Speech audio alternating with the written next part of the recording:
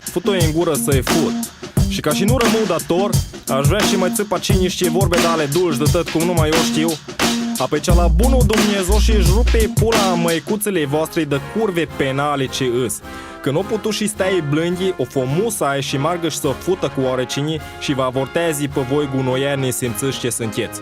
Asta vă doresc numai și vă culegeți pruncii de sub roțele trenului, dar în așa hal încât când mereți câtă morgă și identificați și trebuiască la doctori acei minim 3 ceasuri până le îmbină și combină trupurile lor înapoi, Dumnezeu și jupe pula în ele. Numai cancer la intestinul gros vă doresc. Dar pe uștii vă Dumnezeu brâncile așa ca pe o chimea și neagră vara la 40 de grade afară pe sârmă, fută vă Dumnezeu și vă fută. Firați cu cheptul de știe și mațele împroșcate, fută vă Dumnezeu amuia câtă. Așa dați lua un cur, de și vă crepi și pârâie rozeta așa ca și cum bași brișca în lebeniță vara, futu vă în gură să vă fut. Amin.